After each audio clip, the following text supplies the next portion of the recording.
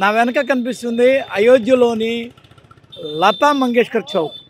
ఇటు వెళ్తే సరియు నది కనిపిస్తుంది. మీరు చూడండి, ఇటు వెళ్తే అయోధ్య రామ్లల్లా అంటే తీర్థక్షేత్ర బాలరామ ఆలయం కనిపిస్తుంది. కొత్తగా మోడీచే ప్రారంభించబడిన బాలరామ ఆలయం కనిపిస్తుంది. మళ్ళీ ఇటు చూసారంటే ఇది ఎయిర్పోర్ట్, వాల్మీకి ఎయిర్పోర్ట్. ఈ ఎయిర్పోర్ట్ని అద్భుతంగా సుందరీకరణ చేసి పెట్టారు. ఈ మూడు ప్రాంతాలు ఇక్కడ చాలా సుప్రసిద్ధమైనవి. ఇది అయోధ్యకు వచ్చే మార్గం. ఇలా వచ్చిన వెంటనే మనకి లతా మంగేష్కర్ जय श्री राम, जय जय श्री राम, जय श्री राम। अभी हम बुलंदशहर से भगवान राम के दर्शन करने के लिए आए हैं। सभी हमारे मित्रगण हैं। कहाँ से? डिस्ट्रिक्ट बुलंदशहर यूपी जी। हम हरियाणा से, फरीदाबाद हरियाणा। हरियाणा। हम गाजियाबाद से, NCR। ओके। जय श्री राम, जय श्री राम, जय श्री राम। దేశ విదేశాల నుంచి వచ్చిన భక్తులు చాలా కోలాహలంగా ఇక్కడ ఫోటోలు దిగుతూ, చాలా కోలాహలంగా ఇక్కడ వీడియోలు దిగుతూ, చాలా సంభ్రమాశ్చర్యాన్ని వ్యక్తం చేస్తూ వాళ్ళు ఇక్కడ అసలు సాధు సంతులు, వ్యాపారస్తులు, లేకపోతే యువకులు, లేకపోతే కుటుంబాల వాళ్ళు వీళ్ళు విస్తృతంగా ఇక్కడికి వచ్చి వీళ్ళు ఫోటోలు దిగుతూ, వీళ్ళు కొందరు యూట్యూబర్లు, అసలు నా తెలిసి యూట్యూబర్ల గ్యాంగ్ దండయాత్ర చేస్తుంది ఏది అయోధ్య మీద. అక్కడ చూడండి, ఒక లైటింగ్ పెట్టి అద్భుతమైన ఒకనొక సుందర దృశ్య చిత్రీకరణని ఇక్కడ చేయడానికి ఆస్కారాన్ని కల్పిస్తున్నారు. అయోధ్య మొత్తం దేదీప్యమానంగా వెలిగిపోతుంది. వాళ్ళకి నాకు తెలిసి ఒక జీవితకాలపు దీపావళి ఈ రోజున వచ్చినట్టే. ఎందుకంటే బేసిక్గానే వాళ్ళు దీపావళిని 2 దీపావళి చేసుకుంటారంట.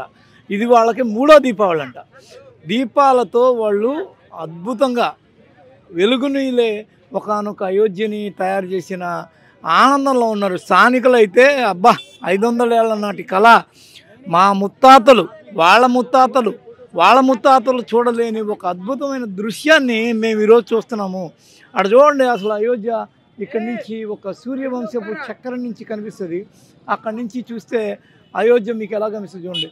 మీకు ఈ విధంగా ఎయిర్పోర్ట్కి వెళ్ళే రోడ్డుని ఎలా సుందరీకరించారో చూడండి. స్తూపాలు పెట్టి అవన్నీ సూర్యుడి గోళాలు అన్నమాట. ఎందుకంటే ఇది సూర్యవంశ రాజులకు సంబంధించిన ఒకనొక నగరం కాబట్టి, రాజధాని కాబట్టి అయోధ్య, దాన్ని ఆ విధంగా సూర్యుడి ఆనవాళ్ళని ఎక్కువగా పెట్టి ఇక్కడ చిత్రీకరణ చేశారు.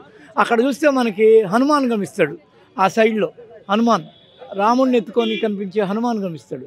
ఇలాగా అయోధ్యని రకరకాలుగా సుందరీకరణ చేసి దేశ విదేశాల నుంచి వచ్చే పర్యాటకుల్ని ఆకర్షించడానికి వీళ్ళు చేస్తున్న ప్రయత్నాలు చెప్పనలవిగావు. ఎందుకంటే కొన్ని కోట్ల రూపాయలు దారబోసి ఈ అయోధ్య సుందర మహానగరాన్ని మళ్ళీ తిరిగి నిర్మించిన రాజు మాత్రం యోగి ఆదిత్యనాథే. వాళ్ళకి రాముడి తర్వాత ఆ స్థాయిలో ఒక మహారాజు ఎవరన్నా కనిపిస్తే వాళ్ళు అయోధ్యని సుందరీకరించిన, లేకపోతే ఆయన హయాంలో ఇక్కడ రామ మందిర స్థాపన జరిగింది కాబట్టి ఆయన వీళ్ళకి ఒక అద్భుతమైన మహారాజు కింద లెక్క.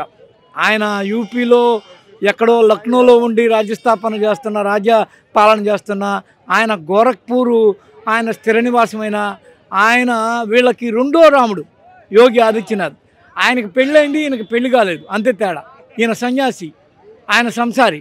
కానీ వీళ్ళకి మాత్రం యోగి ఆదిత్యనాథ్ 2వ రాముడు. అంత గొప్పగా ఇక్కడ యోగి ఆదిత్యనాథ్ మీద ప్రశంసల వర్షం కురిపిస్తోంది. That's it.